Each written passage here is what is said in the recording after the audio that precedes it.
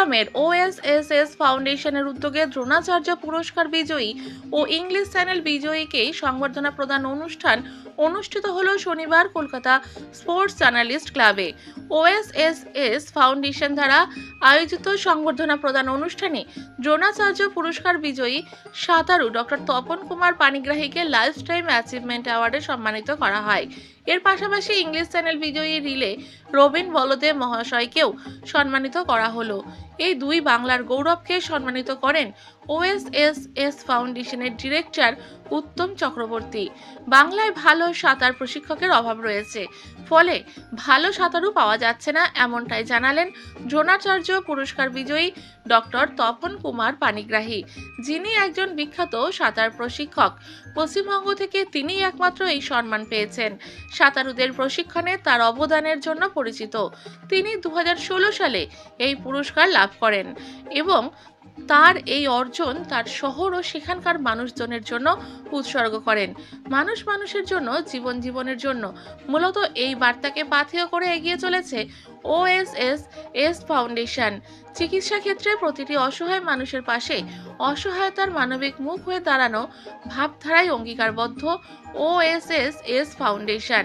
যে কোনো রকমের চিকিৎসা সংক্রান্ত পরিষেবার জন্য মানুষের পাশে থাকার বার্তা দিয়েছে ফাউন্ডেশন।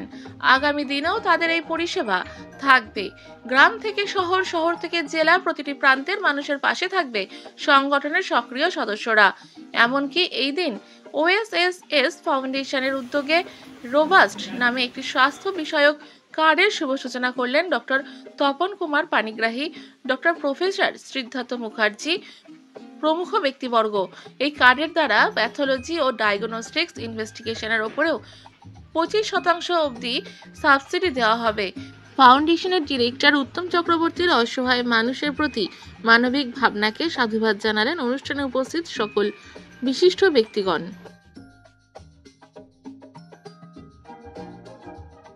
ইউনিক, দ্যাটস ওয়াই মানে আমি তো বলবো এরকম একটা সংস্থাকে সকলে মিলে কর্পোরেট সংস্থাগুলো যেন এগিয়ে আসে, এবং তাদের তো CSR ফান্ড আছে, তারা সেইভাবে এটা কিন্তু এগিয়ে এসে এটাকে সাপোর্ট করলেই, একটু 25% সাপোর্ট করে দিক।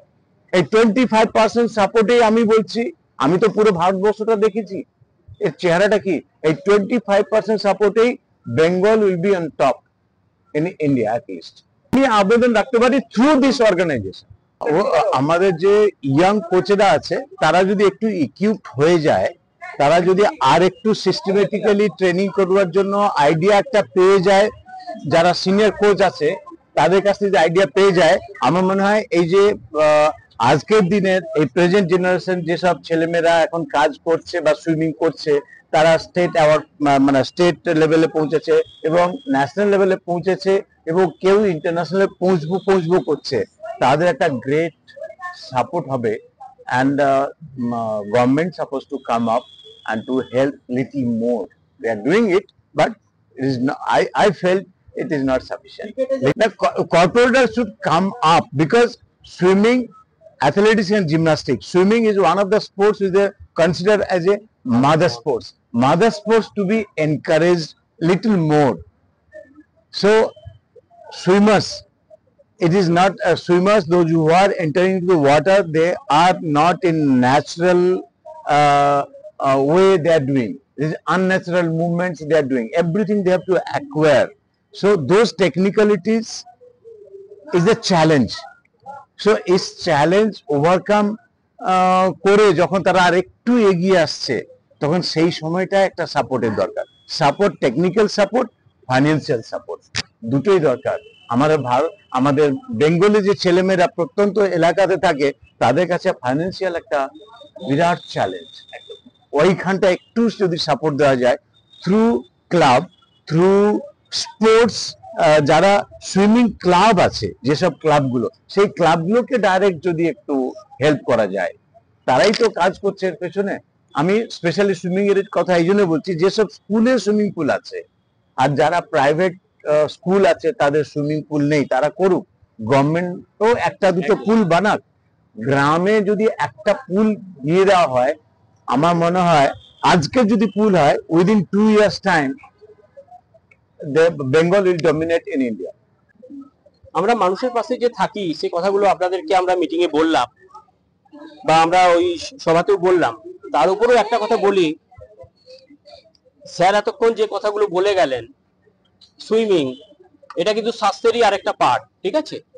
এই সুইমিংটাকে যদি আমরা সত্যিকারের ওয়েস্ট বেঙ্গলে যে অভাবটা রয়েছে সেই অভাবটা যদি আমরা অর্গানাইজেশনের তরফ থেকে পূরণ যদি করতে যদি পারি, তাহলে আগামী দিনে শয়ে শয়ে ছেলে, গ্রাম বাংলার প্রত্যন্ত গ্রাম বাংলার ছেলে মেয়েরা তারা কিন্তু আজ একটা বৃহৎ জায়গা কিন্তু তৈরি করতে পারবে।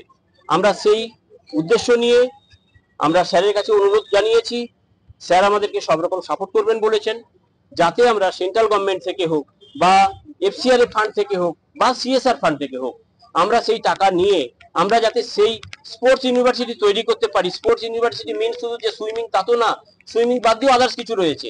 সেই আমরা যাতে স্পোর্টস ইউনিভার্সিটিটা তৈরি করতে পারি, এটা আমাদের প্রধানতম উদ্দেশ্য।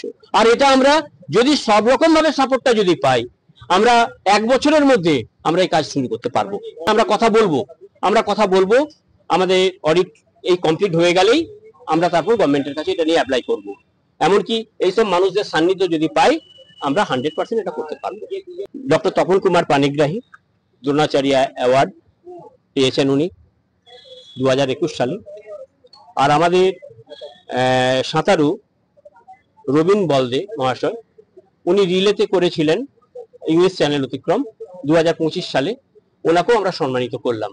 তার সাথে আমাদের আরো 8-10 জন 12 জন ডক্টর বাবু বা আদার্স অনেকেই খুব সিনিয়র পার্সন রয়েছেন, যাদের সহযোগিতা আমরা অর্গানাইজেশন প্রতিনিয়ত পাই। সেই সব মানুষদেরকেও আমরা তাদের সাথে সম্মানিত করছি।